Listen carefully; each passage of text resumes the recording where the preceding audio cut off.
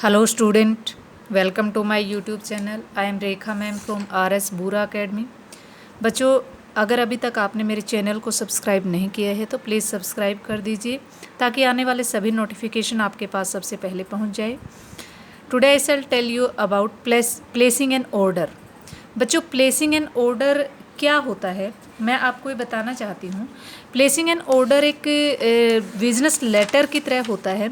जो हम place order करते हैं वो किसी भी चीज़ को लेने के लिए किसी भी शॉप से किसी भी होलसेलर से उन चीज़ों से किया जाता है. मतलब आप प्लेसिंग ऑर्डर लिखते हुए क्या चीज़ ध्यान रखेंगे वो details I want to give today. तो सो प्लीज़ केयरफुली आप इस चीज़ को अंडरस्टैंड करेंगे ताकि when you right any type of placing order के लिए लेटर लिखें तो यू कैन राइट दिस और दैट लेटर ईजियली. बच्चों, प्लेसिंग एन ऑर्डर में सबसे पहले मैं आपको बताना चाहूँगी कि प्लेसिंग एन ऑर्डर क्या होता है. जब हम किसी भी शॉप से कोई भी चीज़ मंगवाते हैं, हम एक स्पोर्ट्स का जो कोच होता है स्कूल के अंदर भी उस चीज़ को ऑफ़र कर सकता है. जो बुक सेलर होते हैं वो भी बुक्स मंगवाने के लिए उसकी शॉप के लिए लेटर लिख सकता है. कोई लाइब्रेरियन हो सकता है, उसको मैनी टाइप्स ऑफ बुक्स की ज़रूरत होती है, वो लेटर लिख सकता है. एक स्पोर्ट का जो शॉपकीपर होता है वो लिख सकता है. क्रॉकरी, बेकरी, स्टील, जितने भी शॉपकीपर होते हैं, जो छोटे दुकानदार होते हैं हमारे आसपास में, वो जब बड़े दुकानों से चीज़ें लेते हैं तो वो ये चीज़ें लिखते हैं. प्लेसिंग एन ऑर्डर लिखा जाता है. और बच्चों, सबसे पहले मैं बताना चाहूँगी कि how to write placing an order. सबसे पहले बच्चों हमें सेंडर्स एड्रेस लिखना होता है. यहाँ पर हमें क्या लिखना होता है? Sender's address.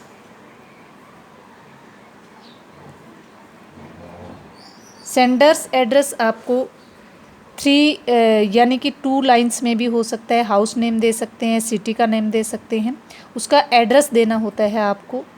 कॉलोनी वगैरह लिख सकते हैं. उसके बाद बच्चों आपको 1 लाइन ड्रॉप कर देनी है. ये इस लाइन में आपने कुछ नहीं लिखना है. नेक्स्ट लाइन में आप क्या लिखेंगे? आप लिखेंगे डेट. आपको नेक्स्ट लाइन में यहाँ पे डेट मेंशन करनी है. सपोज करो आज 1 मई है, 1 मई 2020 है, तो आप ये राइट डाउन करेंगे. नेक्स्ट बच्चों आप फिर 1 लाइन ड्रॉप कर देंगे. उसके बाद लिखना होता है आपको रिसीवर्स एड्रेस. रिसीवर्स एड्रेस में बच्चों क्या लिखते हैं? हम जिससे भी हम सामान खरीदना चाहते हैं उसको लिखते हैं हम रिसीवर्स एड्रेस. रिसीवर्स एड्रेस जो होता है वो किसको लिखा जाता है? जैसे हम लेटर टू एडिटर लिखते हैं वो एडिटर को लिखते हैं, लेकिन यहाँ पर कौन ऐसा व्यक्ति है जो उस फर्म के अंदर, होलसेल शॉप के अंदर हमारी चीज़ों को, हमारे ऑर्डर को रिसीव करने वाला है? वो सेल्स मैनेजर भी हो सकता है, डायरेक्टर भी हो सकता है. ये चीज़ें आपने लिखनी है. उसकी कंपनी का नेम वगैरह लिखना है, सिटी का नेम लिखना है. आगे बच्चों आपका 1 लाइन ड्रॉप कर देनी है. कंपनी और सिटी नेम लिखने के बाद 1 लाइन आप ड्रॉप कर दोगे. उसके बाद आपका आ जाता है सब्जेक्ट. सब्जेक्ट में placing an order for bakery या क्रॉकरी या फिर स्पोर्ट्स मटेरियल या any other items you can write. 3-4-5 words के अंदर लिखना है आपको, ज़्यादा लेंथी नहीं लिखना है. और जो आपका प्लेसिंग एन ऑर्डर का सब्जेक्ट होता है वो जो ऊपर हेडिंग दी हुई मिलेगी उसी हेडिंग के अंदर आपको ये मिल जाएगा. आगे बच्चों हमारा आ जाता है सैल्यूटेशन. 1 लाइन ड्रॉप करेंगे. 1 लाइन ड्रॉप करने के बाद सपोज करो आपने ये लाइन छोड़ दी है. यहाँ पर सैल्यूटेशन में आप सर या मैडम लिखेंगे. अगर आप रिस्पेक्टेड सर या मैडम लिखते हैं तो दी बेस्ट है, बट अगर सर या मैडम लिखते हैं तो भी आपका ठीक है. रिस्पेक्टेड सर या मैडम लिखते हैं तो दी बेस्ट हो जाता है. उसके बाद फिर 1 लाइन ड्रॉप कर देंगे बच्चे. उसके बाद आपको क्या करना है? जो कॉमन लाइन सभी लेटर्स के अंदर आप लिख सकते हैं. प्लेसिंग ऑर्डर के जितने भी लेटर होंगे वो मैं आपके सामने लेकर आई हूँ. प्लीज़ उन सबको ध्यान से देखिए. वो कोई चेंजेस नहीं करना है. वो लाइनें सभी की सभी अगर आप लिखना चाहोगे तो वो सब आप उसके अंदर लिख सकते हैं. बच्चों यहाँ पर है कि this is with reference to the inquiry letter dated on. Inquiry letter यहाँ पर आप देख सकते हैं कि this is with reference to the inquiry letter. अब देखो बच्चों, जब हम प्लेस ऑर्डर कर रहे हैं तो सबसे पहले हमने इंक्वायरी की होगी, उस चीज़ की इंक्वायरी की होगी, उससे लिस्ट वगैरह मंगवा करके हमें वो चीज़ें चेक की होगी हमने कि हम कौन कौन सी चीज़ें ख़रीदना चाहते हैं, कौन कौन सी चीज़ें पसंद करते हैं, वो सब चीज़ें हमने की होगी। ये सब मैं आपको बताने वाली हूँ। उससे क्या हो जाएगा, आपका जो चीज़ें हैं वो क्लियर हो जाएगी। This is with reference to the inquiry, मतलब इंक्वायरी जो लेटर हमने लिखा था पहले, उसके अंदर जो चीज़ें बताई गई हैं वो जिस डेट को दिया गया था पहले वो लिखना है हमें कि इंक्वायरी लेटर मैंने उस डेट को लिखा था। This is with reference to the inquiry letter dated on. Inquiry letter की यहाँ पर डेट लिखेंगे, वो डेट आपकी पहले के टाइम की हो सकती है, वो उसी समय की आपने नहीं राइट डाउन करनी है। सपोज करो 1 मई है आज, वो क्या हो सकती है 24 अप्रैल भी हो सकता है या कोई और डेट भी हो सकती है, अप्रैल 2020। रिगार्डिंग द परचेज ऑफ, वो किस चीज़ की परचेज को लेकर के थी, यहाँ पर आप मटेरियल का नेम लिखेंगे, कौन सा मटेरियल आप परचेज करना चाहते हो। जो आपने इंक्वायरी की है किस मटेरियल की है वो यहाँ पर लिखेंगे। Our management has decided to place an order, हमारी जो मैनेजमेंट है हैज़ डिसाइड कर चुकी है टू प्लेस एन ऑर्डर, एक प्लेस करने की, ऑर्डर प्लेस करने की। Owing to your good reputation, जो आपकी अच्छी रेपुटेशन रही है जो मार्केट के अंदर, in the market we want to take you that order, जो आपकी owing to your good reputation, आपकी अच्छी रेपुटेशन को देखते हुए इन द मार्केट में we want to take you that order, हम आपको ये ऑर्डर मतलब देना चाहते हैं, आपसे ये चीज़ें खरीदना चाहते हैं। The following table describes the items या सेट्स भी लिख सकते हैं। जो ये टेबल है ये उस सेट्स को डिस्क्राइब कर रही है।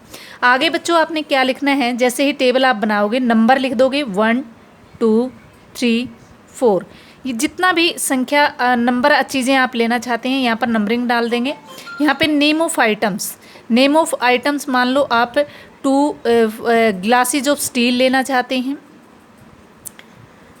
या 3 प्लेट्स लेना चाहते हैं या 4 मग्स लेना चाहते हैं, यहाँ पर कुछ भी राइट डाउन कर सकते हैं। स्टील मटेरियल यहाँ पर लिखेंगे फिर ऊपर, या 1 या 2 बिग बाउल्स लेना चाहते हैं, यहाँ पर आप लिख सकते हैं। क्वांटिटी यहाँ पर ग्लासेस आ गया, ये क्वांटिटी साथ में मत लिखिए यहाँ पर glasses, plates, mugs and big bowls. यहाँ पर क्वांटिटी आपको कितनी लेनी है, 2 ग्लासेस लेने हैं, 3 प्लेट्स लेनी है, 4 मग्स लेने हैं या 2 बाउल्स लेने हैं, यहाँ पर ये लिख सकते हैं। उसके बाद कलर अगर कोई है तो लिखोगे, वरना आपको लिखने की ज़रूरत नहीं है। साइज़ मीडियम साइज़ है या आपके पास कोई करेक्ट साइज़ है तो आप राइट डाउन कर सकते हैं यहाँ पर। बच्चों ये चीज़ आपने ध्यान रखनी है कि कई जगह पर हम साइज़ और कलर नहीं नोट करते, जैसे कि बुक होती है। सपोज़ करो आपको बुक लेनी है तो बुक के अंदर आपको राइटर्स का नेम वगैरह लिखना होता है, ऑथर्स लिखना होता है, कंपनी का नेम लिखना होता है। ठीक है बच्चों, यहाँ तक ये चीज़ें आपकी क्लियर हो गई। जब आप पूरी आइटम्स के सेट्स की डिटेल्स दे देते हैं तो उसके बाद आपको क्या लिखना होता है, उसके बाद आप ये लिखोगे कि इन चीज़ों को अच्छे से पैक कर देना। यहाँ पर लिखा हुआ है these items should be pack properly, ये जो आइटम है वो प्रॉपरली पैक होनी चाहिए।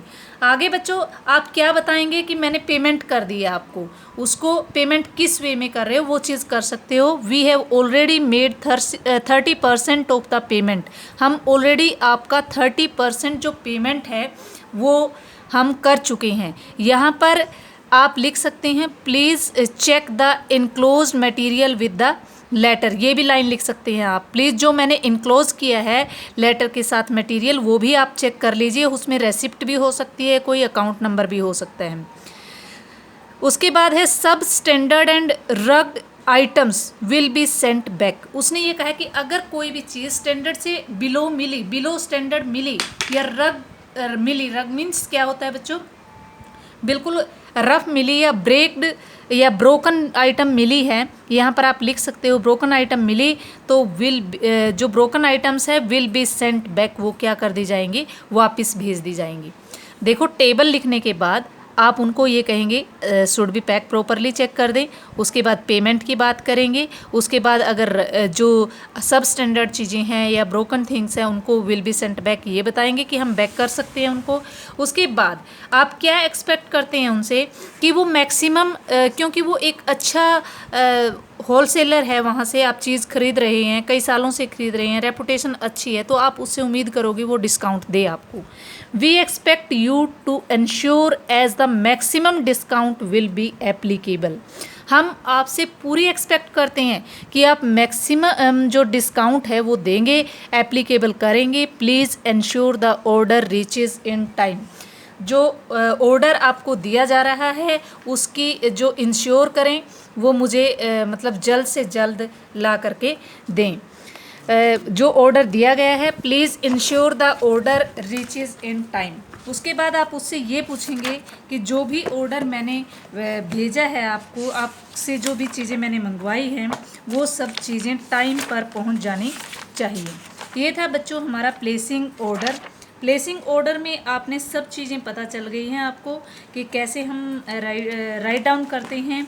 अभी मैं एक एग्जाम्पल आपको प्लेसिंग ऑर्डर का दिखाना चाहती हूँ।